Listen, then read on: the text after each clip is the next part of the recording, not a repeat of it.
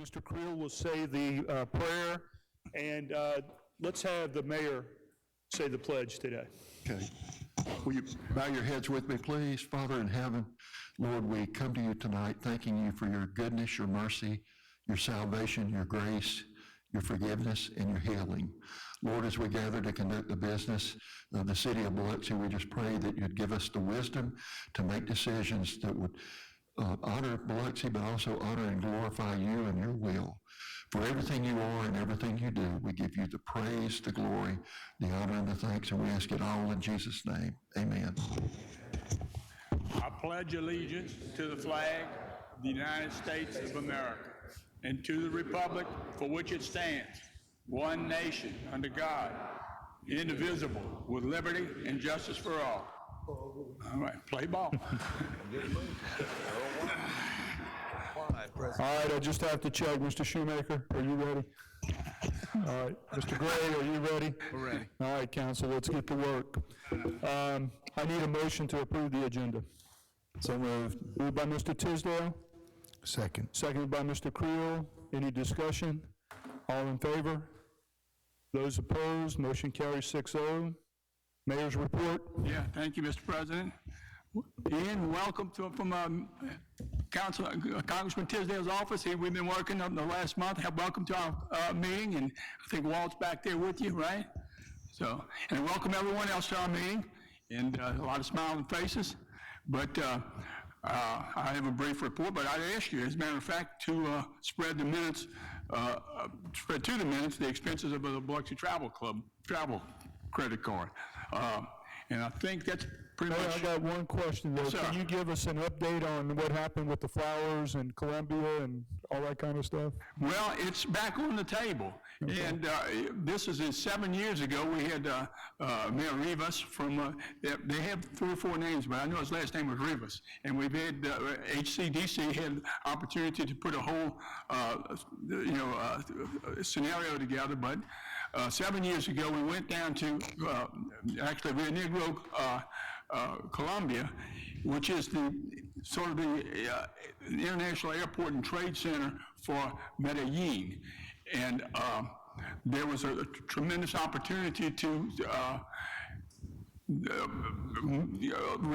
extend a shelf life on some of these flowers that are delivered to the East Coast that normally would come through Miami.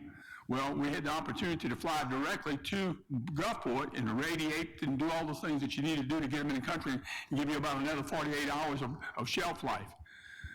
We had the 757 with ability to take tons and tons of flowers, but we had an issue of filling the plane with something to send back.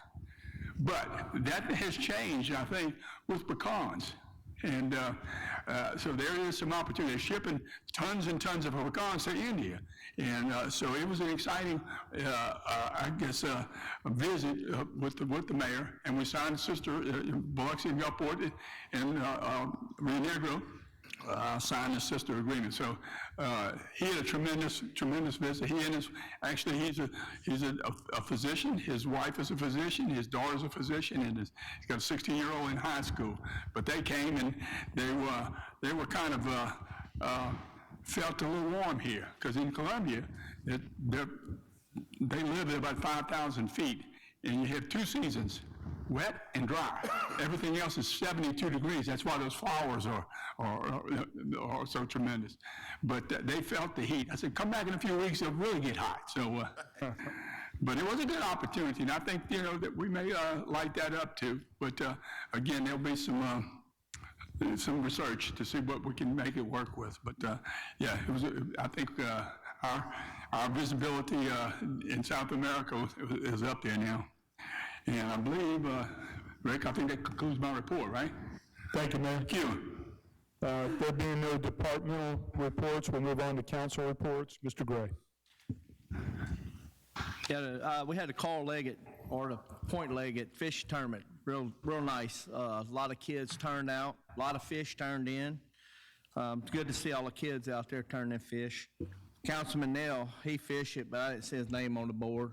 We don't know what happened there. I've been getting a lot of call on the homeless around the loop and just around Division Street and all. people are wanting to see if we can try to get them somewhere else than whenever you get off the bridge around there. Lady called me today, said that a lot of stuff I'm not gonna mention here, but I'll get with the chief after this about the homeless. And, Jamie Lee, can you give us an update on the Miramar Park on the equipment and stuff? I see some stuff's been delivered, when it may be finished. Sir, good afternoon, good evening, council. I talked to the installer. They were actually on site today. The equipment has been delivered. They received the mulch today, and they will begin an installation today, tomorrow. As long as the weather holds up, they think they will be done with it maybe Thursday. Give it over the weekend to set, and then hopefully if everything's ready to go, we can open it up on Monday. Oh, good deal. All right, thank you. That's all I have. Thank you. Mr. Marshall? I'd like to come back. Can I come back? Okay. You want to come back to you? Yes, please. Okay. Mr. Neal? Just wanted to say that Hiller Park starting to look good. I think it's going to be a showpiece here in the next 2 or 3 years. I hope, well, 2 or 3 years. Yeah, about 2 or 3 years. And the homeless people has came back to the Broadwater property pretty good bit. And wonder why they quit cutting the grass over there. I'm not sure exactly, but I think we've had some conversation with some of the folks. Rick, you might want to update us with. I just didn't want it to stop. You know, I know Dixie did it all the time and stuff was getting done, and now I think we need to start mentioning it again. Right. Now it's like relaxed over there. I think that Rick can update you on the conversation you had with Hunter Lipscomb, which is one of Cotton's people. Yes, sir. We're in contact, Roy Anderson, and along with Cotton, that own the property, working with Hunter Lipscomb. But we also, there's multiple other properties there as well, too. So that's where we're taking a look at it. Matter of fact, me and the chief had that discussion yesterday on there. So we've got the agreements with them that we're able to move those people away without having to contact them from a trespass standpoint. But going back in, and we'll have to take a look at exactly how that property is laid out, because it's multiple different owners throughout there. So we're working with different owners with it. But we are aware of it, the chief is aware of it, Jerry's aware of it, and the mayor's been tied back in as well. All right, thank you. Thank you. Mr. Creel? I just wanted to thank the mayor, Rick, and Peter Abad for the tour of the Sanger. You know, I fully envisioned walking in with scaffolding everywhere, but no, it's coming along really nice. It's getting close. We got the carpet, I see on the agenda today, so hopefully that can be installed sooner than later. And as you keep saying, weeks, not months, right? That's it. Yeah. Just real quick, an update on the vacant director positions. How we moving along with those, or? Yeah, we're pondering it. Okay. We're actually very lucky. We had 26 applications in for Parks and Rec Director, and then we're looking through them currently right now, and we're still on a hold status with the Public Works Director. So you're still stuck with me currently right now. No, I'm good with that. Have we? I think everything has been working out well as a team. You know, I always quote what the mayor's got in his office. We are Biloxi. So from Team Biloxi, I think we are showing a lot of different improvements from around of what y'all are asking for us. So have we, I know we put the parks job out. Have we put the? No, we have not put advertisements on hold. Okay. And just so you know, the parks, from what everything looking around, it's looking good, shaping up. And so I appreciate all that. Thanks, Jamie. That's it. Mr. Tisdale? Yes, just a reminder, since we lost some of our audio last week, the next Ward 5 meeting is Monday, September 8th, 5:30 to 7 at the Snyder Center on Pass Road. Mayor, audio issues, are we looking at fixing them? How are we? This has been going on for years. We need to resolve this. Issues to the outside world are within this, you know, there's a couple of different variations. What audio issues do we have? Right. I think it's inside here. Sometimes the mics work, sometimes they don't. I don't know if the transmission's an issue. I don't know if the connectivity's an issue. But I know I've had constituents say, what's with the sound? There's no sound. And it happens infrequently, so it's just something that has to be resolved. Are we going to budget any repairs or new equipment? We need to identify what the issue is. You know, the sound system was not for the outside world that was put in, you know, BFF before FOFO, okay? Right. But, you know, the room is, I think is, you know, not an issue. The transmission to YouTube or whatever other channel, I think is what we're trying to define. And we'll ask someone to come in and take a Well, look. it may be, but this has been going on for several years. Well, no, We just got to we resolve hadn't been it. several years into the internet world, so I mean, there's an issue. It has been several years. I'll give you a date when I first mentioned it if you like. Yeah, Not but tonight. I'll research it and get back to you. Yeah, well, anyway, that's the problem. That's define the problem. I think everybody can hear this transmission here right now, right? But I don't know, you know, in South America whether they can pick it up or not. No. That's all. Thank you. Thank you, Mayor. Mr. Shoemaker? Hey, just a couple of things.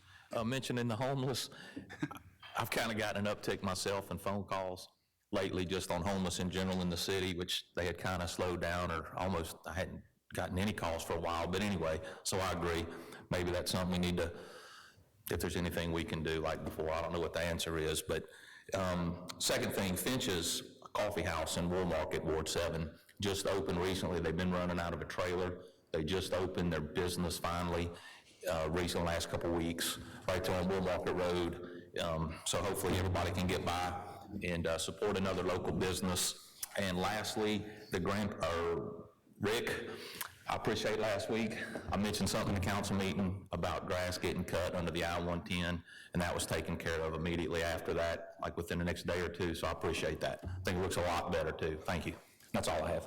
Thank you, Mr. Shoemaker. Mr. Gray had something else he wanted to say. Yeah, I wanted to thank the code enforcement. I mean, they've been really out there getting the grass cut. Parks and Rec's been doing great, and Public Works. I mean, it's showing they getting out, picking up, and trying to do their part to help clean up. I mean, it's being noticed all over the city. I appreciate them for sure. Thank you. Mr. Marshall? Yes, to Parks and Recreation, I mentioned earlier about the fence in the bathroom. I appreciate you letting me know you will be working on getting that taken care of as soon as possible. I put off the Park and Recreation ideas and thoughts. I was going to be working with the Mr. Weaver and with the Chief of Police in order to work on Henry Bank Park. I want to say that it's not your fault. I have not gotten back with you on that, but I do fully intend to.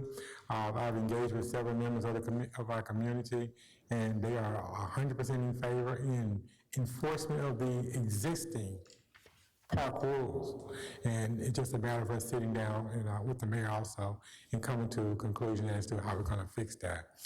I want to address the issue that when we're coming up for I-110 onto Division Street, right up under that bridge, there's always someone sleeping on the sidewalk, laying out, and that's not very welcoming to come into the city of Biloxi. And if someone could look at that for me, address it, and I think we're going to be okay if we get that fixed. If the first thing they see is someone laying out there on that sidewalk or up on that bridge sleeping, that's not what we want to see. All right? Yes, sir? If I could respond, in both situations, I think, there was some law passed about what is loitering and those kinds of things. We have a little bit of, I think, Supreme Court leverage at this point in time. And just, that I notice all the time, there's a lot of grocery carts walking down the street with someone, okay? Now, I don't think anybody bought these grocery carts, right? Do they have a trail of evidence? So, I mean, we may have some opportunities to make a statement, and that will get around in, what we see and what we want people to see when they come our city. We may have to take a little bit stronger position and, inconvenience some of these folks that, I think a lot of them are new to the area, Chief. I think, especially up at the Broadwater. And these folks drift in, and I can see them at St. Vincent de Paul, and you can see the new ones. Some of the ones, and literally, I think some of them have moved across the bridge too. I know one or two, and so they moved towards Gulfport. But it's an ongoing, we can't say that it's not a problem. It is a problem. It's a problem in a lot of places, but we have a little bit more leverage to, we need to be compassionate, and we need to help where we can help. but we do have a responsibility to keep this place safe, friendly, and beautiful. Well, what I'm asking is that, Chief, if you don't mind, if you explain to your officers, they ride up and down the street, they see the people there, you know, just take a moment and say, keep moving. Keep moving. If they have to do that 100 times a day, we're okay with that. But until we can figure out a better way to address the homeless situation, I don't think that the first thing you getting off of I-110 to come and visit our city is you need to see that. So if you can just, that little square block, when they get out that 110, oh, you know, let's work on that area, and we'll see if we get some progress on that, and we're gonna work on our plans to address the issue further. Thank you. While we're on that subject, the chief and I, and actually both our board of supervisors, we have an issue on the beach. Most of the folks that, go to the day center sleep on the beach, okay? Now, we've been working with the sheriff and the county to have a ability, because we can't arrest those folks on the beach after 10 o'clock. But we will be able to. But Dan Cuevas and Nathan Barrett, and as well as Trey McKnight, who is the Sand Beach Authority, recognize that there's a group right at the foot of, right at the Lighthouse Park and parking area. There's an overhang that 10 or 15 that when we leave this council, they'll be there right now. They'll be there when we leave. So we've unfortunately. Trey said we're going to remove that, because they want the shade, and with all our visitors, especially in July, where there were tourists all around it, and it's just not right. It's not good. So, but unfortunately, we're going to remove that overhang. But those are the steps we're going to have to take. So I think the Board of Supervisors are aware of the problem. And when Chief Miller, 2 or 3 times I've called, and going out, the policemen have gone out with me to engage, it's just not right, that we have to remove a facility, to keep them from gathering underneath it. So we're not gonna be able to remove the I-110 bridge, but. No, I'm not talking about that, but I mean, it's all part of it. It's all on the beach, and it's all, they get in different positions. Right, but for right now, I just want to reiterate, that came out for that bridge, if you can tell your officers as they pass through, make the circle, come back around, tap them on the shoulder, ask them to keep moving, because then we can start addressing, the issue further. I also want to add that in reference to Henry Day Park, I've asked that the community start participating more in the park. One of the things that they did was they've been doing it for years, is Reverend Fairley, who was here in attendance, his church had 3 evenings of revival out there in the park. They came out of their church, went out there to the park. Before they did anything in that park, they walked around and made sure that everybody knew that they were coming. Every day they did this. And they invited them to come and sit and talk to them, and they went through that park, they picked up the trash, if there was anything out there, they cleaned up before they started services. The people were very receptive of that. If I can get every church and everybody to come out and start doing it more, start paying more attention, then I think we can get further. I asked that the city help with the key to the restroom and get the grass cut, things like that, and you guys did it right on the time. I mean, they were very pleased. They gave me the credit for it, which I accepted on your behalf, but it was done because I did call, and then there was no hoopla. You guys said, okay, we take care of it, so I do appreciate that. And I'm trying to get more and more of the community to get involved in that park on Main Street also. We got an event coming up with Mr. Tyrone. He's getting his historical marker, and the city's working with me also on that. I appreciate that, because these are things that community events, we want the community to become more and more involved in the community. One of the things I work with Ms. Deborah back there, she's a member of the Second Liners, and the Second Liners, I've talked to the president of the Second Liners also, they're gonna be more involved in participating in the park activities, but we have to do our part to get the rules enforced, and I'm gonna be looking forward to work with the mayor, Mr. Weaver, and the chief in order to address the enforcement issues there. Thank you. Is that it? I'm good. All right. Anybody else miss anything? I just got 3 things. The first one is Destiny Plantation. We had Public Works come out there and check the height of the limbs to make sure that they're at the proper height, so vehicles aren't touching them. We did also had an arborist come out and clean some things out that needed to be cleaned up. There's at least one resident out there that was under the assumption that they were going to touch up some of his oak trees a little bit. If we can touch base with that, I'd appreciate it, Director Creel. Okay, thank you. Next is Wells Ferry. They're having problems with speeding. They had requested consideration of a speed table. I asked them if they would consider speed limit signs first. They said they were amicable to that, so if I could get the traffic committee to do an assessment. They talked a little bit at length, maybe a 15-mile-an-hour speed limit out there, maybe adding verbiage, either children at play and/or speeding monitored or something of that sort, whatever the traffic committee recommends. So if y'all would look into that, maybe 2 or 3 weeks, I could follow up with them. There is no HOA out there, but there's a loosely put-together group that's pretty influential in the neighborhood. And getting the word out. And then last, if I could have Director Levitard to give a little update on some dredging. I've been seeing the barge out there. They've been doing some work. The residents are keenly tuned into what's going on. I think there were some low tides recently, and they haven't seen any work, and they're worried that they went away forever. Yeah, So- no, they haven't gone away forever. I did Okay. hear back from them today that they expect to be back out there tomorrow, depending on the weather, Okay. probably the tides. But they should be showing back up. But they're showing about 30% complete, so they're making good progress. It's going a lot quicker than I thought it would go, actually. Awesome. I got videos. I don't know if I forwarded that, if y'all got to see the videos, but they were working pretty hard, making significant progress. Thank you. That's all I have. That concludes my report. We move on to citizens' comments.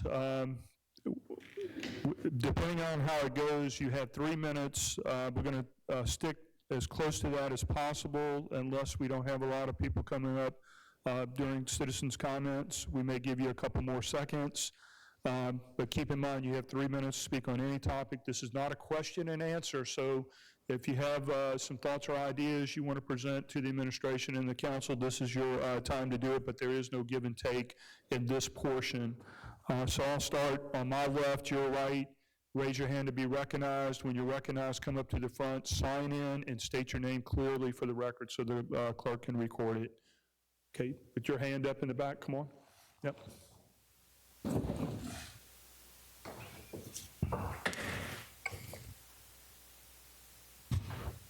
My name is Rebecca Morrow, and I am with the St. Baldrick's Foundation for Childhood Cancer Research. Some of you know me from years prior. We've always had our event in Gulfport at Jones Park, but they are moving Cruising the Coast to Jones Park this year, so we do not have that venue. Ground Zero luckily stepped up and said, hey, we want you to have your event there. So we are now having our Rock the Bald event next Sunday, August 17th at Ground Zero. We do motorcycle rides, face painting, head shaving, and live music. It's open to all ages. Paul? Yeah. See, some of you could use a haircut, yeah. Let us take care of that, Paul. Wayne was there recently, excuse me, go ahead. But no, it's a fun event, and it's a great way to raise money and awareness for childhood cancer. Some of you may know there are quite a few kids in Biloxi, actually, that have lost their lives to cancer, and there's quite a few adult survivors of cancer and kids survivors.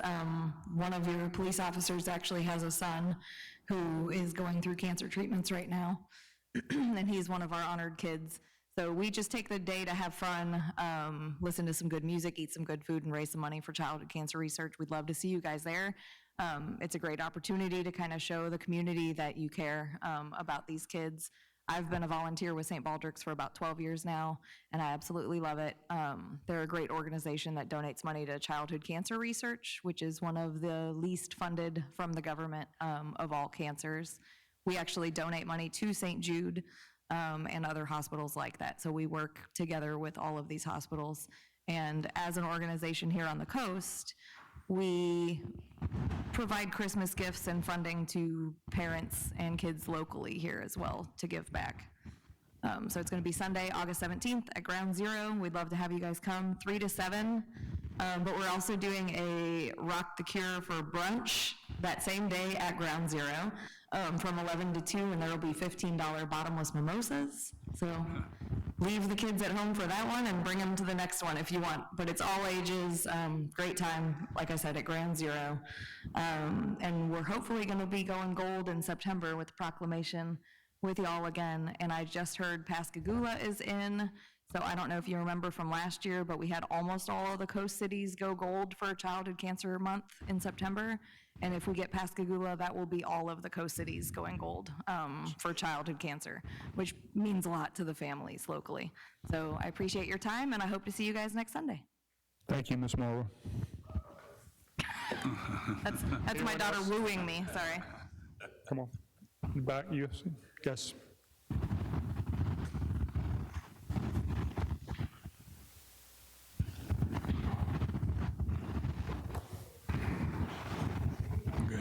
Good evening. My name is Deborah McGee again, and my address is 201 Keller Avenue. And I just want to piggyback on Mr. Marshall. The second liners have maintained the house on Beck's Park for the last 10 years or more, and we've kept it up. We keep it clean inside the house. Our former president, Anthony Mitchell, who is now deceased, was retired, so he was there every day to monitor it. Since he is deceased, our current president, Marvin Dickey Jr., he works, so he can't be there. I myself is retired, but the people are hanging out on, they cutting hair on the front porch. They got a crock pot on the porch where they cooking. You know, they just have taken over the house as well as the porch. So me, myself, is scared to go there unless I got 2 or 3 people with me. And I know the police patrol the area, but I was just thinking if they got out and walk over there, patrol it and see, because they are doing everything. I mean, cutting hair. They have the mattress up there, they sleep in there, they got their fan, they got it. By the time winter comes, they're gonna have a heater out there. I'm afraid it might catch on fire, I don't know. But it's a scary thing for us to go there. We maintain the house. Inside the house is beautiful. We got TVs, computers in there, but it's just a matter of time, I'm afraid, before they try to get in. They've cut the screen, but we got deadbolts locked on all the doors. But they are doing everything that they possibly can, drugs and everything on that front porch and the back porch. But I just wanna let you know that. That's all I have. Thank you. Thank you. Anyone else on my left, your right? Lady in the front row.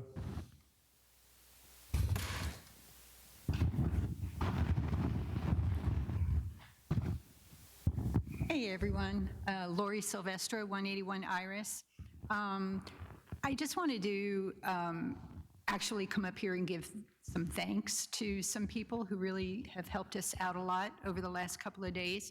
I'm going to piggyback on what Mr. Nail talked about with behind the ball field of the old school property. An encampment was there, got noticed, and people are acting to clear that out. And there were concerns also that there were encampments further back in the woods. So when that was all happening before the clean out, my husband reached out to Mr. Nail. He also reached out to Assistant Chief Chris, and I had even reached out to Roy Anderson to let him know that maybe there was something on his property line. We couldn't quite tell if it was going back to his property. I want to say thank you to Mr. Nail for acting, and thank you to Assistant Chief Chris for acting, and really special thanks to Roy Anderson, because he and I have been conversing back and forth. He was very responsive, went out there himself, took pictures, sent me a map marking where everything was, and he did say that everything was across his line on the school property, so it wasn't his responsibility this time around. But I'm truly grateful that he responded with all that information. We have a ways to go, but you have no idea how greatly appreciated your support is when you respond like that to calls. So for that, thank you. Thank you, Ms. Silvestro. Gentleman in the front.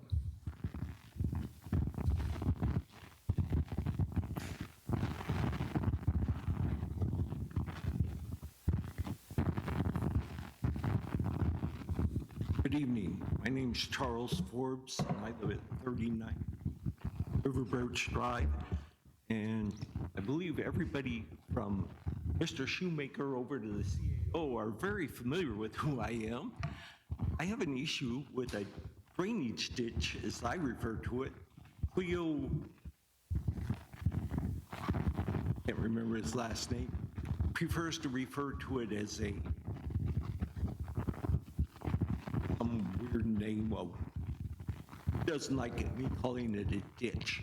But the issue is, it was installed allegedly within a 12-foot easement that, according to surveyor's pins I find, is about 1.5 to 2 feet before it even begins, and then it extends approximately 24 feet out into my backyard, well beyond the 12-foot easement, which is an egregious, allowable.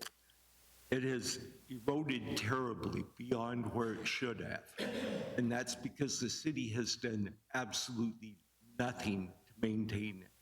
When I first contacted Cleo, he didn't even know it existed. And right now, Christie is in the process of getting a surveyor to come out and survey it, which they just don't do on private property usually. So there are steps beginning to happen, but last I heard, they wanted to just level out the slope, which still makes it 12 foot outside the easement, and I'm losing 12 foot of property I paid for, which is not acceptable. And I'm expecting to have a culvert put in, leveled out, sodded, and give me back the property I bought. I realize I'm running out of time, so I just wanted to make everybody here understand that you have an upcoming expense to make things right. That's all I've got to say. Thank you, sir. Mr. Forbes. Anyone else on the left? Mr. Frisbee? Was that a question? No.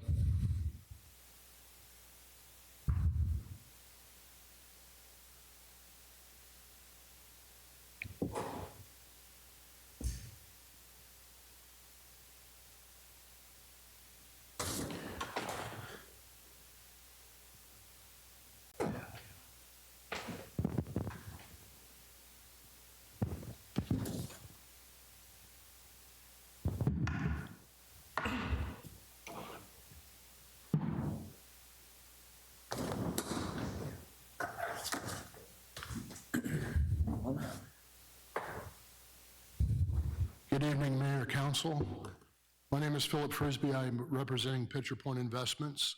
We're here today on item 4A, and if any of the council have any questions, I'm here and I will do my very best to answer them. Thank you. Anyone else on my left, your right? Raise your hand to be recognized. I'll move over to my right, your left. Anybody over on this side of the room? Yes, ma'am.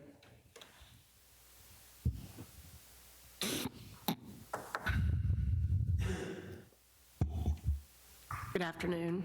Most of y'all know me. I'm Annette Agregard. I live in Biloxi, Ward 2, for 60 years.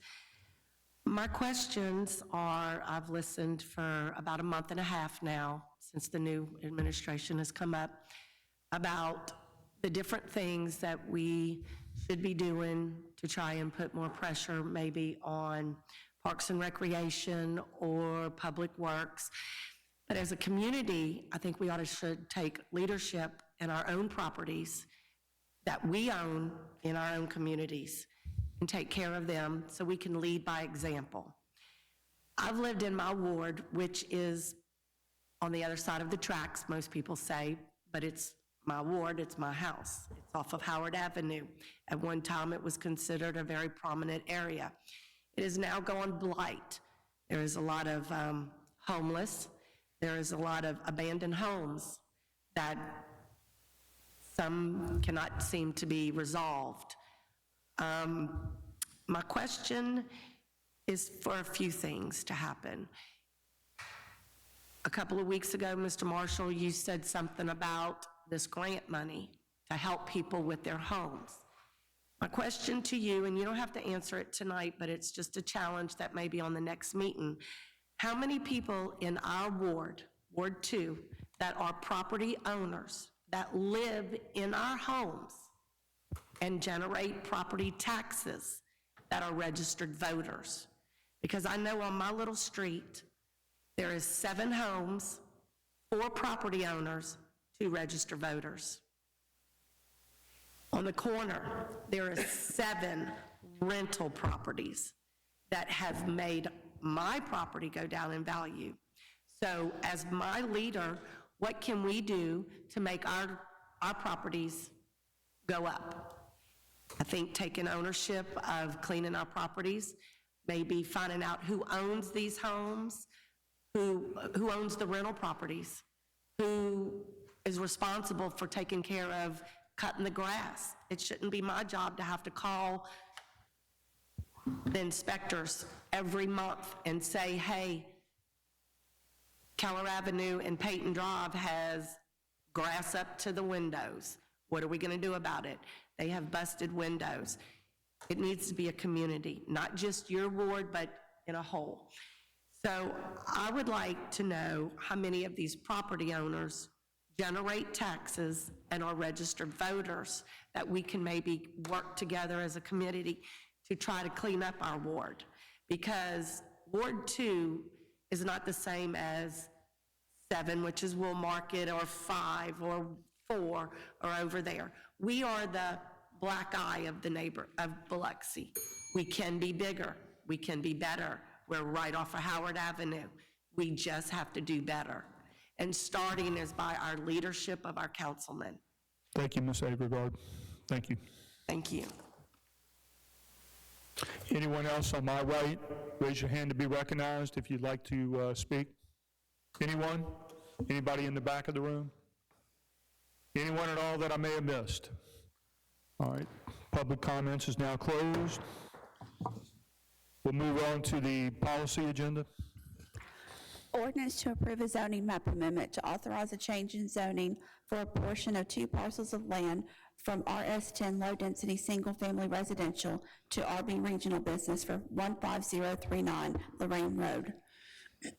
This was moved by Mr. Shoemaker and seconded by Mr. Tisdale. Mr. Shoemaker. Yeah. Director Creel, do you mind if Director Creel's going to go over a few things, I think, to simplify what this is, but it's fairly simple what's being done here, and I think it's great for the community and great for the neighborhood. If you'll allow me, I'm going to walk over to the map just so you can see what we're talking about. This is the Frisbee property. It was approved many years ago as what's called this part down here was approved as what's called a PD, a Planned Development District. This property up here is already zoned what you see, but the request that's before you tonight has to do with this piece of property right here, the white piece. What it is that the Frisbees have gotten approval on this piece of property to establish a certified retirement community, and what they want to do is to move that certified retirement community further to the north. It'll be 1,800 feet off of Lorraine Road. The reason they're doing this is because they've been approached about building single-family houses on this piece of property here, which is actually a good use for this because it's right across the street from some other single-family homes that are there. So all that's before you tonight is to change the zoning of this piece of property from RS10 to RB, which will allow the retirement community that they're asking for. Yeah, again, I'll just reiterate, I think it's great for the area. It's up-and-coming development. Obviously, there's a lot going on now and a lot more in the future, and I think this really truthfully only makes sense to do this, I believe. Mr. Tisdale. Yeah, I have no, excuse me, I have no objection, and the 2 parcels, I think there's like a 2-acre difference in size or whatever. But I attended the Planning Commission meeting and, of course, read the transcript or anything, so I would support this as well. Thank you. Thank you, Mr. Tisdale. Anyone else have any questions or concerns about this? Only have one question. with this being there, I mean, I know Wash Fayard's been having trouble because so much growth around there. Is this going to be another way out, or is everybody funneled through Wash Fayard? Well, the city has been in discussions with the Frisbees about adding some additional roads up there. I'm sure the mayor's going to be talking to the council about that in the future. They already have 2 ways in and 2 ways out on the west side of the property, one that goes into Hidden Springs and one that goes into the subdivision that Horton's about to build called Mallard Creek. The infrastructure is already there, and they're already pulling permits to build houses in there. Ultimately, what's being proposed is a connector road that would go from Lorraine Road that will ultimately wind up on Three Rivers Road. Right now, it's just going to go over to Old Market Road on this piece of property. But this area up here, there's a lot of energy up here. A lot of these properties you're looking at are already under contract with Horton Homes or DSLD or other Meritage, other large home builders, and you're going to see a lot of activity up here in the near future. No, I think it's a great thing. I really do. I just want to make sure that, you know, we're not flooding one little bitty small road. Yep. And that's all. That's all I have. I have a question. So if I understood what you just said, there's 2 ways in, 2 ways out, but the ingress and egress is going to go into another neighborhood to get out of that neighborhood? Not into a neighborhood, no. Are you talking about the main road that we're talking about? All right, so I'll give you an example. Hinge Place, Pops Ferry Landing. Is it going to create a situation similar to that? No. Where you have one neighborhood and you have another neighborhood, and they're kind of at odds with each other because they're passing through each neighborhood?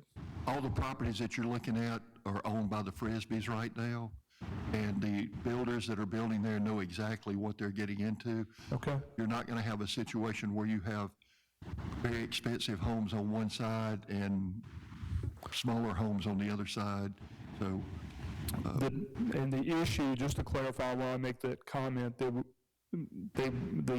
Hinge Place residents were told they were going to be basically a gated community, and that the road in between those 2 subdivisions would eventually be gated or would be closed off, and it created some conflict. And I'm just saying, I mentioned that just in case anything like that develops in this area.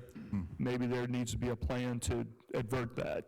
It doesn't sound how you responded that is the case here. Okay. All right, just had to throw it out there. Any other comments? Yeah, Okay, Mr. Marshall. I can wait. Go ahead, Paul. No, any comments on this subject? Yeah, Mr. Frisbee, you're planning to do, you're saying, what type of development you're going to put up there? The parcel before you today, Bellevue Phase 13, is for a retirement community. That's actually the hub where you'll have the nursing services, the food service, the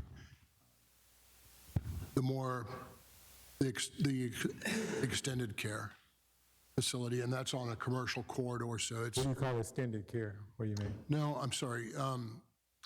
Where they'll have the dining, where they'll have nursing care, so it's retirement community. Would it be similar to Bay Cove? Assisted living, perhaps? Assisted living, yes. And so the folks that would be independent living would not be on that site. They would be on the other site that remains. Please, does that answer your question? So what I'm trying to find out is, you saying business, what type of business is it? It's a retirement community. So it's the community itself, what type of businesses? When you say retirement community, I'm thinking houses and things like that, but residential, what you see in business? Retirement community, I think medical, it's retirement and medical facilities. So the regional business zoning is what's in the city of Biloxi required for that type of development. Okay, so you guys, somewhere along the line, you've done some type of studies and found that is needed in our community. Yes. So you also a true need for senior citizens in our community. Yes, very concerned. Appreciate that. Thank you for that. Let me add a little something too, Phil. this north-south, or we're relocating the retirement community up north, close to that east-west. Eventually, that will run another parallel road to Wool Market Road all the way, to Three Rivers.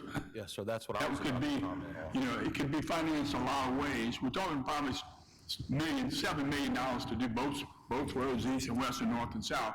But there's an opportunity with MDOT and with the county too to tie that together. So we're not, throwing money at this, but that move to that area for the community is strategic, I think, because it's, east, west, and north, south. You go instead of where it was now to, you only have to go north or go south. So it makes sense. But, the velocity, I think that's a place that will astound people, and we can't. We talked a little bit about the gap in we don't want, the building is going on rapidly, and we want to make sure the roads and the infrastructure stays up with the building, and I think it'll be a huge opportunity. We talked about 1,500 to 2,000 homes. Is that fair? We just built that. But we've been talking about this since 2016, haven't we? That's right. Okay. So it's not really new, but it's the velocity is unbelievable, I think, at this point. It's really picking up. Yeah. Yeah, I was thinking along the lines of, just me talking to the people in the community. Katrina scared a lot of people off the coast. And a lot of senior citizens, we were known for the coast. We were known in one while where people came to have their second home, retirement home, and they were comfortable and they were safe. And when Katrina hit, it kind of changed that mindset. So what you're doing is you're bringing it to an area that's ready for growth and is necessary. Yeah. Let me jump in too. We got folks that are moving here from California. We had somebody we talked about today. Some guy sold a house in California, in San Francisco, and bought 12 houses here. And you've seen that sort of movement. It's not just it's not the Economic Times. It's we have people from Florida moving this way and understanding we're the lowest tax and the lowest, I guess, affordability is right here where we are, and we're experiencing, I think, some opportunity there. People are coming in right now, not just, Katrina's over with, now the COVID, and now the inflation and taxation everywhere else, even Texas. We got folks coming from Texas, which is, astounding. Yep. Folks have the ability to have the base. Yep. And the BX and the awesome hospital out there. So, I mean, it's really, and it's beautiful here. Yep. Mr. Shoemaker, anything to add? Just real quick, I'll just finish it up. Out in this area is huge for development. I mean, that's where we've got land. These are nice houses, nice subdivisions. There's nothing, they're not small, they're not, everything's pretty much new and growing. It's only going to get bigger out there, which is great. And that east-west road, where where that retirement, if you will, retirement center is being proposed now, would be along that road that we're proposing, and that at some point in the future, hopefully near future, that east-west road will be developed and built and constructed, and that's where that'll be. So that's honestly, I think that's a lot better place there than it was at where it is right now, honestly. The other single family, regardless of single family, both of them were single family anyway, I think. But that I think it's a perfect area for it. Everything's moving out that way, and I just think I think it's something hopefully we can do and get it approved tonight and move on and get the other things done in the near future that need to be done. That's all I have. We can get that heading towards East Biloxi. Man, you'll be all right. All right. Thank you, gentlemen. Call for the question. All in favor? Yeah. Those opposed? Motion carries unanimous. Item B. Ordinance to amend Chapter 2, Article 14 pertaining to municipal facilities. Moved by Mr. Creel, seconded by Mr. Neal. Mr. Creel? If I could get Ms. Quave up just to give us some insight. We had a meeting last week, and if we could just get some results and some collaboration on what occurred and where we are. Met last the 30th. I can't remember what day of the week that was, with Mardi Gras groups again. They continue to have some concerns, not so much about their first year. Can you hear me? Yeah, got you now. It's not so much about the first year as it is multiple year bookings, that they need some consideration in some way to hold multiple years out, because they need to plan these years in advance without having to come up with immediately rent and deposits for each year that they book. So we have this ordinance on tonight that actually reads to bump it out to 11 months before their rent would be due. But I think we may have some changes beyond this even to make, to extend that a little bit more. All right. All right. At this point, if there's no further discussion, I'd like to move to Here, Mr. Nail. yeah, I'll wait until, All right, Mr. Nail. That sounds good. Okay, I have some comments on it. I've gotten some calls. You're doing fine. And I understand the 11 months seems like too much. That's too much time. That's unreasonable to put that burden, in my opinion, on these groups, I'll call them. I'm not going to single out any one particular industry or whatever. I would like to see this ordinance amended and to include a right of first refusal clause that would be the lesser of 10% of the total, or $100, whichever is less. So if it comes out 10% is $50, then it would be $50. If it comes out to be, $20,000, it would be $100 for that right of first refusal clause. And what does that do? That allows you to put it on the books for beyond 1 year or 2 years, however many years that they want to go. I don't know what our cap is. I don't know why we would be booking anything past 3 years. Most hotels really don't book anything past that, or they would be given significant considerations for doing so. You never know what the market's going to do. The other thing I would like to see amended to this ordinance is the rental due 90 days before the event, not 11 months. And you could read, and I don't know if this is legal, but I think it is. I've seen it in other verbiage. Rental due 90 days before the event, more or less, as determined by the designated facility designee. Now, we're talking about for like the second or third year out. That's right. The second or third year would be 90 days, not 11 months or 2 weeks after they sign the agreement. You're paying something 2 years in advance. That's a significant amount of money that some organizations haven't even collected dues or have that ability. I realize there are certain organizations that still, this may be a burden. They may have to look at when they collect dues or when they have to have a minimum amount due to be able to satisfy this. But that is a simple way to move this forward. I'd also recommend that if we make these revisions tonight, that it doesn't stop there, that if we see other opportunities, at least we can move forward, put to bed, start booking these things, and if we run into some other nuances that we need to come back and make another amendment, then we can come back and make those subtle changes so that we can move forward. That's my 2 cents. Mr. Gray, you have anything? I'm all. Get back to me. Thank you. All right, Mr. Marshall. Get back to me also. All right, get back to both of y'all. Mr. Shoemaker. All right, Mr. Creel. all right, so regarding your proposed amendments, the first right of refusal refers to future dates.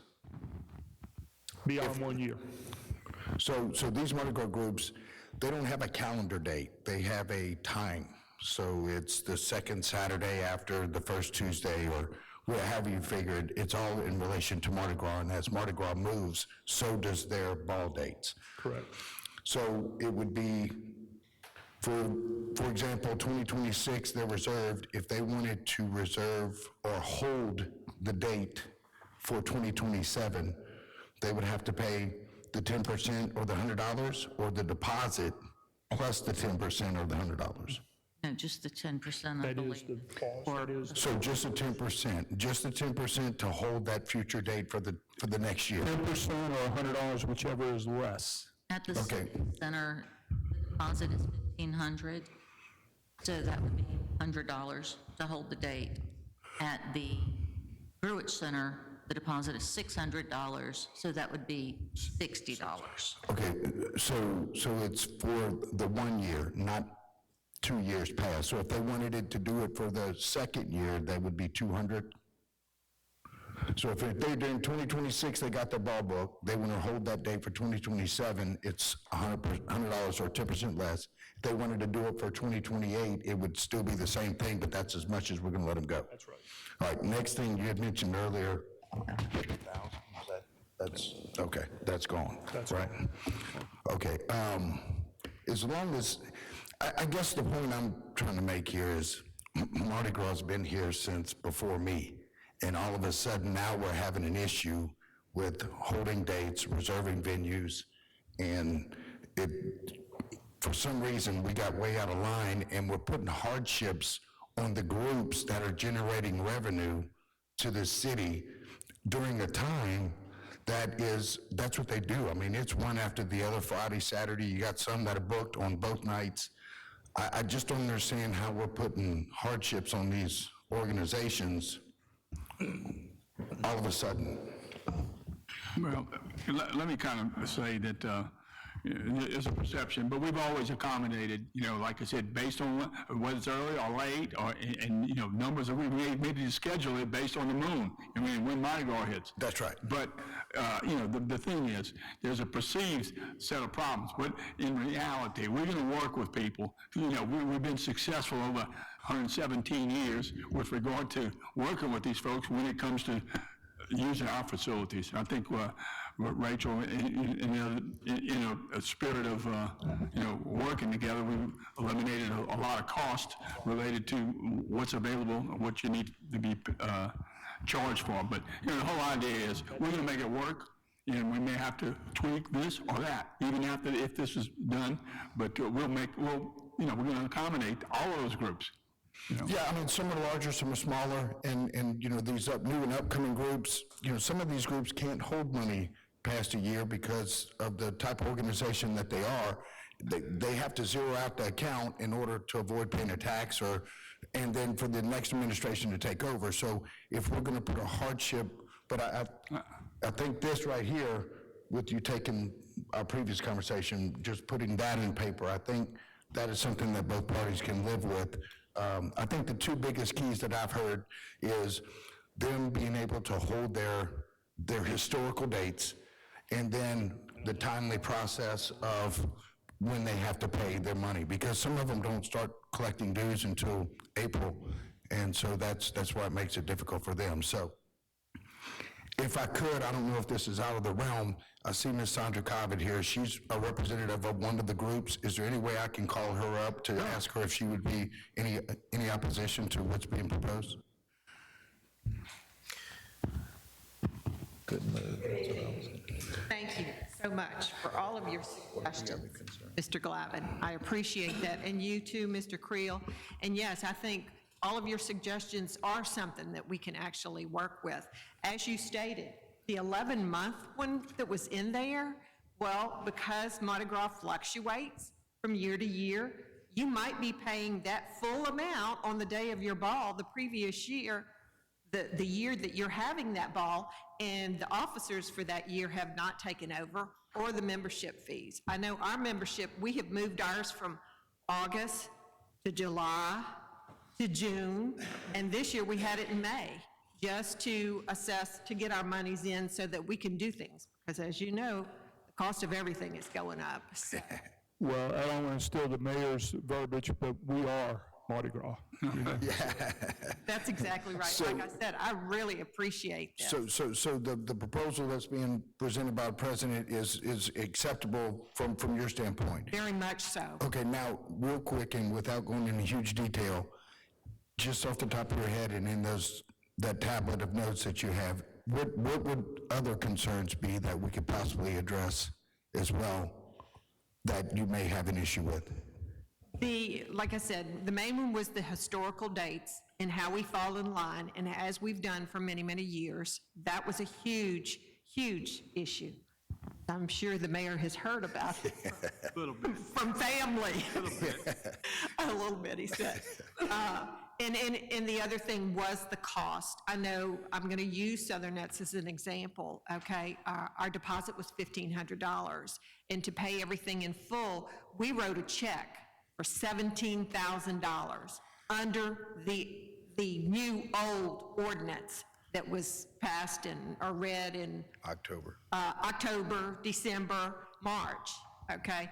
That check was shredded, I think it was.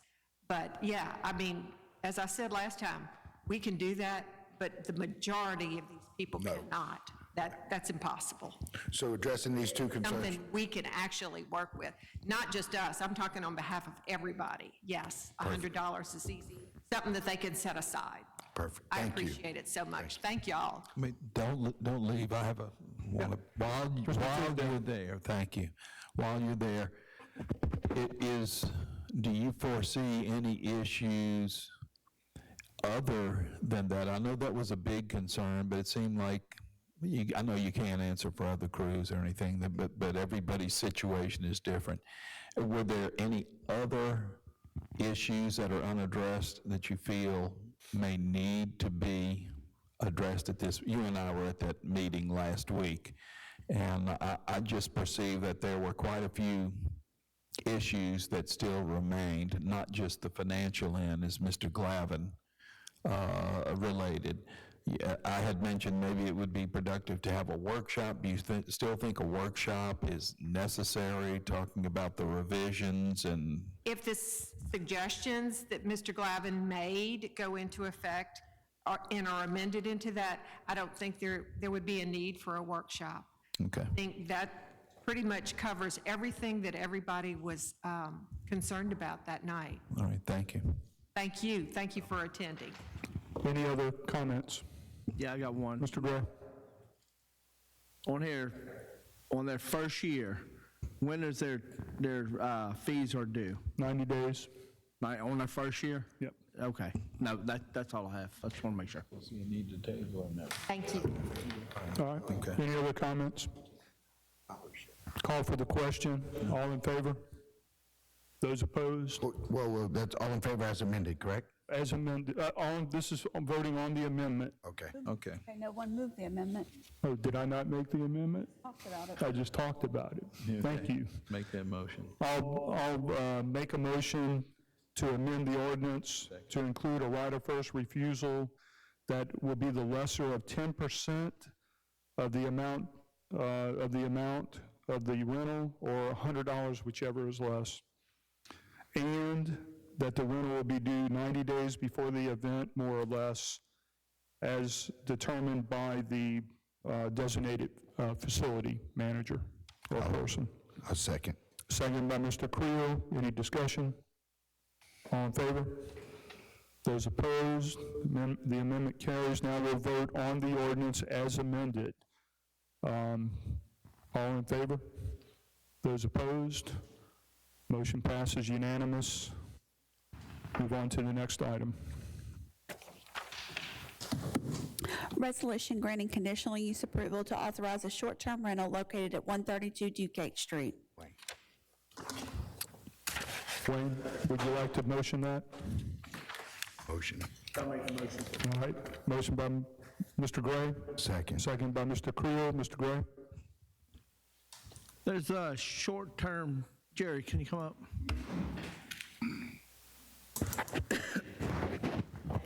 On this property on Duquesne, where is all the short-term rental around it? You have a lot of short-term rental up on Howard Avenue, right across from my office. Right. There. To give you a perspective on this, if you're on Water Street and you're turning north onto Duquesne, the first house on the right is the one that we're talking about, the first house that faces Duquesne. Right. It's zoned RM30, which is conditional use. The two houses just north of that are already zoned RB, which would allow use by right, short-term rental as a use by right. The property right across the street is all downtown zoning and RB, so you could do short-term rental as a use by right there too. So all the houses behind this house is short-term rental? Those multifamily that were built there, if you'll recall where the Southport line used to be, the restaurant there, those buildings that are built right there on Howard and the two behind it are all short-term rentals. The little Creole cottage right there on the corner, that is a short-term rental. That's right across from our office over there. Is already short-term rental. So this very reasonable request and should be approved. Yes, I have no problem with it. Okay. Thank you. Jerry, what is the zoning on that? Is it single-family residential? Oh, no, sir, it's a multifamily, it's R30, which allows it as a conditional use. All right, Mr. Creel? Yeah, the only thing I'd have to add, it's actually the second house up, but it's in that same area right there on, that faces Duquesne, correct? Yeah, it's a second house, but yeah, it's surrounded by short-term rentals, right there by the Bradford O'Keefe and all of that, so, thank you. Any other comments? There being none, call for the question. All in favor? Those opposed? Motion carries 6-1. Whoops. Next item. Resolution adopting the 2025-2029 Consolidated Plan and 2025 Action Plan for the City of Biloxi through the U.S. Department of Housing and Urban Development Community Development Block Grant Program. Mr. Marshall, do I have a do I have a motion? I'll make that motion. All right, moved by Mr. Tisdale. Do I have a second for discussion? Second. Mr. Gray raised his hand, just beat you. All right, Mr. Tisdale. Sure, I think as we all understand it, correct me if I'm wrong, but if we don't approve a consolidated plan today, then, before, I guess, mid-August, whenever the deadline is, then all these federal funds disappear. They're off the table. However, once you present a consolidated plan, it can be substantially amended. So I hate to say a placeholder, but it almost sounds like a placeholder. Hey, we're getting our bid in, here's what we plan to do, but plans change all the time. And that having been said, particularly, we have a new council, a majority of the council, in fact. So I have no problem approving this consolidated plan and the 2025 action plan. Thank you. Thank you, Mr. Tisdale. Mr. Gray? I echo what Mr. Tisdale said. I mean, we don't have much time to redo this, so that's all I have. Mr. Shoemaker, anything? Mr. Creel, you have anything? Mr. Nail? Mr. Marshall? I'm with the other council members, I guess. We got a deadline. We got to meet that deadline. That's fine. Once we get through meeting that deadline, we do know that there is a process for a substantial amendment, and at that time, we'll cross that bridge and we'll go for it. Okay? All right, thank you. Any other discussion, gentlemen? I'll call for the question. All in favor? Those opposed? Motion carries unanimous. Next item. Resolution to establish just compensation and site administrative settlement for 2 parcels for the East Biloxi East-West Neighborhood Access Road. Chair will entertain a motion. I'll make that motion. Motion by Mr. Tisdale, second. Is there a second? I'll second. Second by Mr. Gray. Mr. Tisdale? Yeah, this is, I think, in conjunction with the East-West Neighborhood Access Road, Phase 2, and regardless of how it's funded in the future, it's still going to have to be constructed at some point, whether it's city funding or CDBG. And again, most of this, correct me if I'm wrong, Mr. Mayor, a lot of these extensions of the east-west roads, neighborhood roads, are because we've got a number of railroad crossings that have to be closed, and this allows first responders to respond in a more timely manner. Since they can't go across, obviously, these closed railroad crossings, I wanted to be sure to mention that. I don't know if you have anything to add, Mr. Mayor. If not, just shake your head, because once you get rolling. Okay, good, outstanding. So that concludes my comments. Thank you, Mr. Tisdale. Mr. Gray. Living right here, where this corridor is going to be, there's so many wrecks and people losing their lives right here. So closing these railroad crossings is a must. I mean, it's all hours of the night. I don't know how many people's done lost their lives, and this will be a good thing to help people get through. If there is a wreck, they can at least come that way, travel this road to get where they need to go. That's all I have. Thank you, Mr. Gray. Mr. Marshall, anything to add? Yeah, no one from East Biloxi that I know of is against anything as far as the roads. We just have a problem with the source of the funding. So we can address that so that the source of the funding isn't coming from the CBG. We need to get rolling with it. Mr. Nail? I think it's going to be a good idea. Mr. Creel? So the $7,000 plus increase, that was based on the estimate, and then the actual came in and it was up? Is that where the 7,000 increase come?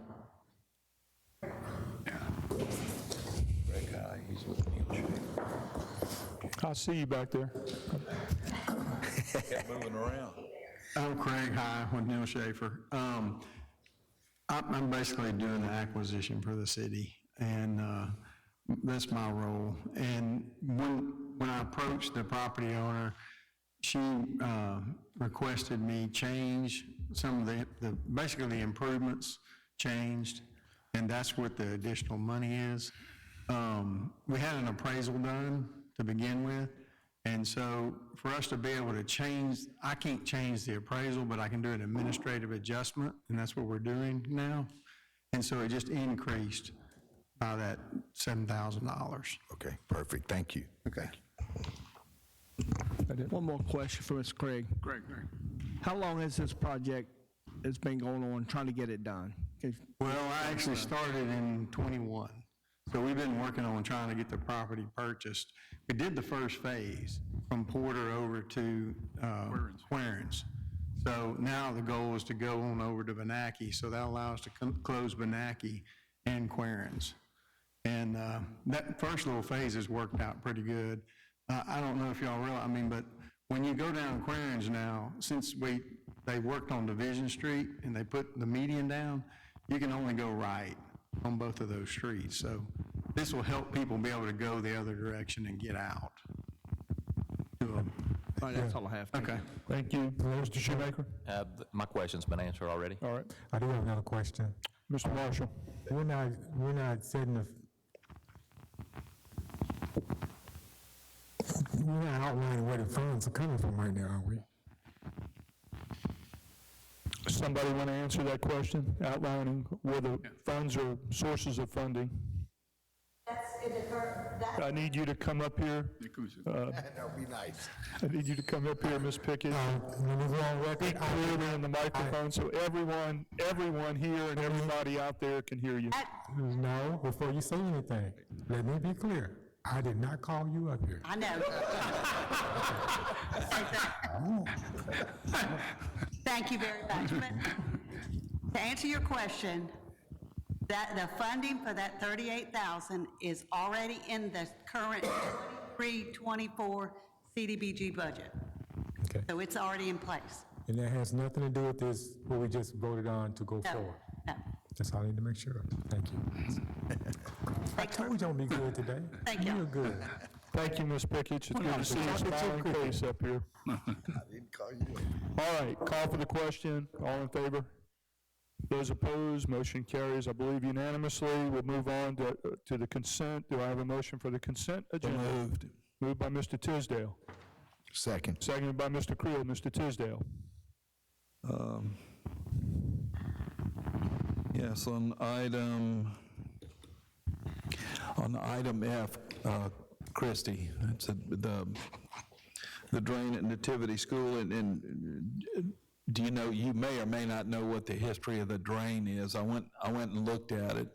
I suspect you did as well. Do you know the history behind that? Like, How that drain came to be there? I actually don't know how the drain came to be there, but it drains basically the residents that live on Benaki and that parking lot. The school came to us and asked if we could assist because that parking lot where they do student drop-off is flooding. It connects into the city storm drain, so they're just asking if we could come in and flush it. Okay, thank you. I just wanted to know if there was any history. There is, but I don't know if I'm not sure. nobody in this room would remember, I don't think. All right, thank you. That's all. Oh, let's see. Item K, if I read this correctly. Let's see, we're requesting permission from the Mississippi Municipality and County Water Infrastructure to move the remaining balance. We're closing one project, and we're moving the remaining balance of, it says $607,853 to the water lines project. Anyway, and looking at the remaining balance in item I, which deals with closing the Tanglewood project, there was a difference in balances of about $7,000. Right. Okay, we are rescinding the prior resolution. Right. It was slightly more. Okay. Just a little bit. $7,000 more. That accounts for it. In I January. got you. They asked that we hold it till the end. We did. Okay, no, that's fine. Thank you. And item, let's see.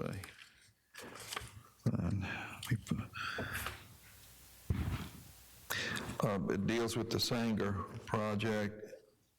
You want to hazard a guess on when the doors might open for business? And No, I don't want to. Mr. Creel may know. Mr. Creel? Item in, we got carpet. We have carpet, yeah. It's nice. Your opinion means as much as his right now. It's nice. Yeah, it's weeks, not months. The other thing, and when those doors open, hopefully soon, the cities, that's not going to be a site that the city manages or requires city employees. Or I know that we had requested RFP some years ago and then made more improvements or whatever and just kind of let that lapse. For the new council, I'm going to kind of visit this. We had a number of millions of dollars to seal the Sanger totally. New HVAC, new roof, new, pouring of all the bricks. That was the exterior project. Rachel, was at 5.5 million, something like that? And we had strings attached to and all kinds of history and a lot of things, so we finished that. Then that left what we needed to do in the interior. And some of the surfacing that you saw, the painting, the restoration of the seats, and of course the floors and all of that has taken place.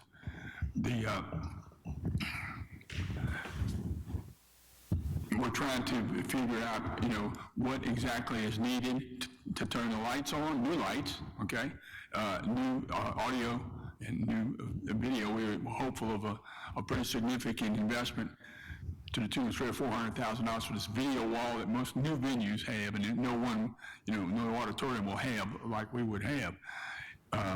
We engaged, we sent an RFP, and we kind of selected Venue Works out of Iowa.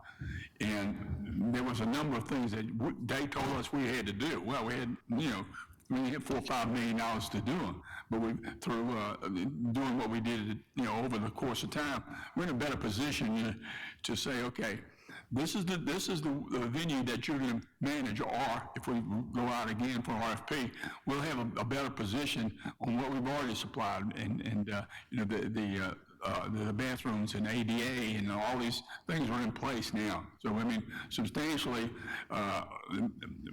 we're in a better position when we say, now you come manage this, as well as possibly the capabilities of the Civic Center.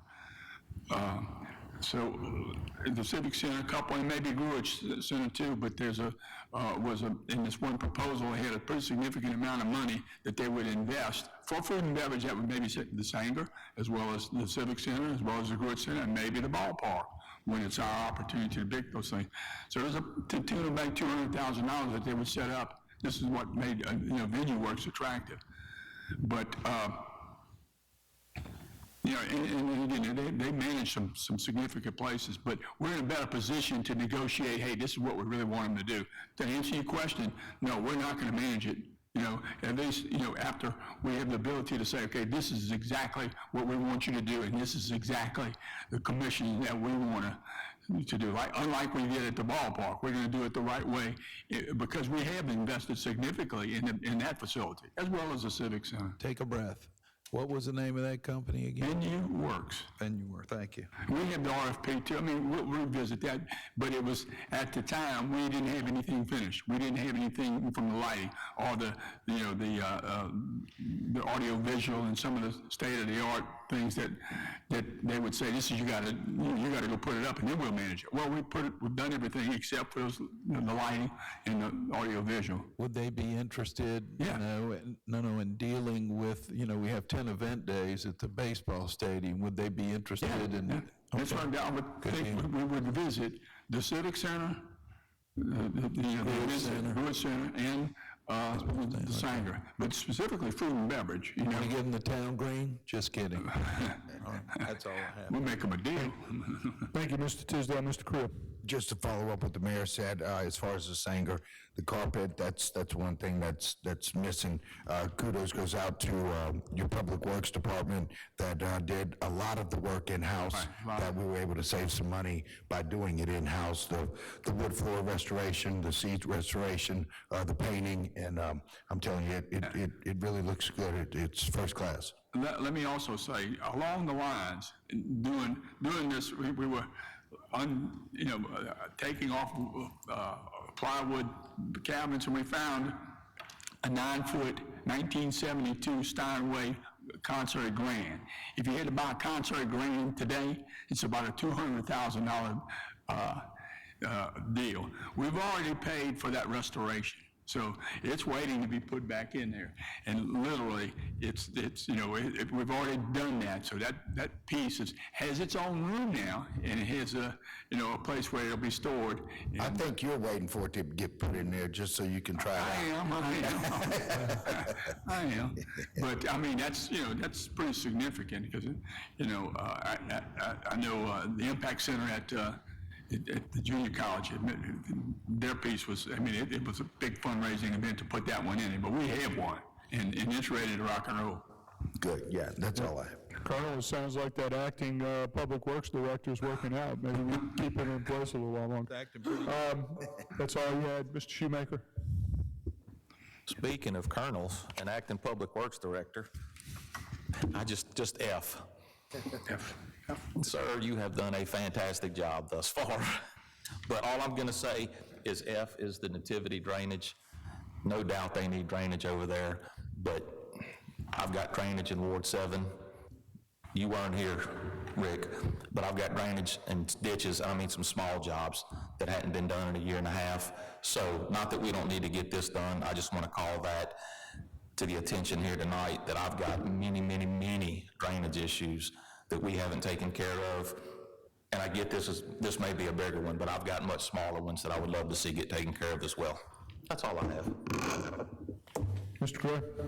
On Singer Theater, I just hope to put a councilman parking spot for David. That's all he wants, one councilman parking spot. That's at the Civic Center. I gave him the permission to park in my spot. Maybe you'll have yours open up, Mayor, if you get him one. We got one right over that drainage manhole over there. Christie. Thank you, Wayne. Ms. Labata, the drainage at the Nativity, this is an ongoing problem for the last few years. Every few years this happens, correct? I'm not sure. To my understanding. It may. It's not something we routinely take care of because it is on the Nativity site and not in the city right away, which is why we put it to y'all for permission to get on there and do it, much like we do with the county when they come in and pave. So it might be a continuing issue. This is the first time I've ever had to address it. But this is our drainage, correct? The city It's actually the Biloxi? school property drainage. It's Catholic Diocese drainage. It's not city drainage. Oh, okay. I thought it might have been the city that connected through there. No, we didn't find an easement for it, but it does drain the properties that along not Division Street, Benaki. Those backyards drain that way too. So there's some mutually benefits to the city going in and cleaning this and helping the school out, for one, as a nonprofit, school district, but also it's going to help our residents out because that water's backing up into their yards as well. Right, I guess while y'all doing it, my question is, can you look at maybe doing it where we're not doing this all the time? Maybe find a better solution to this? We can definitely look at that, yeah. That's fine. My understanding, this happens every 2 to 3 years. It probably does. There's a lot of trees there, so I imagine it does. That's all I have. Yeah, absolutely. Mr. Marshall? Anything on the consent? Well, about the Singer Theater,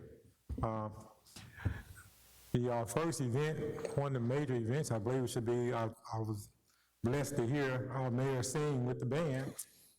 And it'd be nice if you do the mayoral concert as the inaugural event and fundraiser. You're looking for fundraiser, that's a fundraiser. $100 ticket. You go out there and you perform. We'll help you buy. We'll buy you a suit. Well, somebody good to perform. How many seats is it? How many seats is this? What is it? No, we're working on something, and actually it's November 20th. We're actually working on a. You gonna sing or not? I can't divulge. You gonna sing or not? I'll sing. I'll sing tonight too if you want. Huh?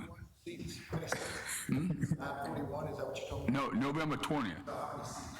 971. $971 a ticket for the mayoral. Yeah. How much is that? How many rolls of carpet is that? 99,000. I'll take care of it. I know what it is. No, literally, that's an absolutely great idea. I mean, and we were working on something that didn't work out as shooting for August 9th. The guy who just won American Idol from Meridian, anyway, he had been booked at ground zero and they could only sell 200 tickets. But there was some contract stuff where we were going to shoot. And, we had the opportunity, but they were going to bring all of their, the lighting and stuff that they do, but they couldn't work the contractual thing out since he won all that, the thing. But we'll buy tickets. You got 7 tickets sold for $100 a piece. Okay. Right here, and you got selling, was it 950 more? Your screen. No, it's going to be really good. I mean, it's going to be tremendous, I think. All right, Mr. Nail. I'm just gonna tell the mayor that, if you sing, I'll play the guitar. Okay. I'll do it. That's done. All right, gentlemen, I think we've wrapped up this. We'll go ahead and vote on the consent agenda. I'll come back for exceptions. All in favor of the consent? All opposed? Motion carries unanimous. Any exceptions? Mr. Gray? Mr. Marshall? No. Mr. Nail? Nope. Mr. Creel? None. Mr. Tisdale? None. Mr. Shoemaker? And I have none. No exceptions. Move on to code enforcement.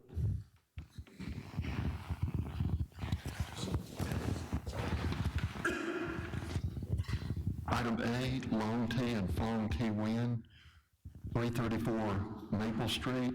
That case has been resolved. Item B, Fred C. Chester et al., 391 Holly Street. That case has been resolved. Item C, Laverne Seymour et al., 361 Holly Street. That case has been resolved. Item D, Laverne Seymour et al., 506 Murray Street. That case has been resolved. Item E, Laverne Seymour et al., 508 Murray Street. That case has been resolved. Item F, MJ Trust 2 LLC, 13301 Green Hill Circle. That case has been resolved. Item G, Mark A. Robinson, 230 Baptist Alley. We'd like to ask for an extension to September the 2nd on this one. Chair will entertain a motion.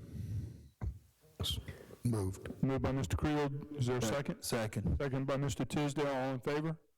Aye. Opposed? Motion carries. Item H, Heather and Robert J. Greer, 843 Lackland Drive, that case has been resolved. Item I, Norma J. Laney, 827 Elder Street, that case has been resolved. Item J, Stone Edge LLC, 1195 Judge Sequel Avenue, this property is still in violation. Here's your shopping cart. Is there anyone here to speak on behalf of Stone Edge LLC, 1195 Judge Sequel? There being none, this case is closed. Item K, Addis Wynn, 285 Laurel Court, that case has been resolved. Item L, Century Homes LLC, 114 Cedar Street, this property is still in violation. Is there anyone here to speak on behalf of Century Homes LLC, 114 Cedar Street? There being no one, this case is closed.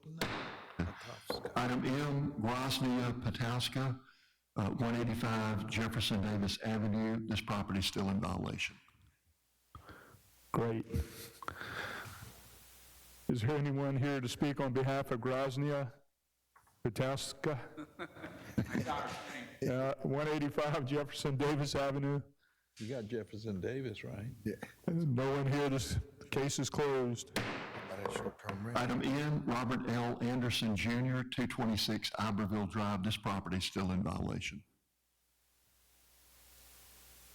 Is there anyone here to speak on behalf of Robert L. Anderson Jr., 226 Iberville Drive? There being no one, this case is closed. Item O, Robert M. and Joanne J. Meganson, 1734 State Street, this case has been resolved. Item P, K2SMK3 LLC, 274 Dewey Circle, this property is still in violation. Is there anyone here to speak on behalf of K2SMK3 LLC, 274 Dewey Circle? There being no one, this case is closed. Item Q, Gail Priest, 179 Jefferson Davis Avenue, that case has been resolved. Item R, Gulf Shore Hospitality Incorporated, 950 Beach Boulevard, that case has been resolved. Item S, Mary Wynn, 408 Fowler Street, that case has been resolved. Item T, Helen Picolot, 0 Bayside Drive, we would ask for an extension to August 19th. Chair, entertain a motion. So moved. Moved by Mr. Creel. Second. Second by Mr. Tisdale. Any discussion? All in favor? Oh, hold on. What, Yeah. what do they need why do they need an extension? I mean, we don't have any pictures up here. Typically what we do is if someone asks for more time and it's reasonable what they're asking for, we will ask the council to provide them with more time, especially if we've already advertised the property. In this case, it's overgrowth. Okay, it's gonna, when's it gonna give it to? August to what? It's the 19th. Is that another council meeting date? Should be, yes, sir. Or is that after? No, it should be another council meeting date. It's another meeting. Right, okay. Yeah. All right, that's fine. Asking those tricky questions. All right. All in favor? Those opposed? Motion carries. Hard on the Baptist Church. Item U, Seabreeze Homes LLC, 827 T Street, that case has been resolved. Item V, Baptist Church of Biloxi, 218 Elmer Street, this property is still in violation. Which one is it? We're on the Baptist Church. All right. Anybody here to speak on behalf of Baptist Church of Biloxi, 218 Elmer Street? There being no one, this case is closed.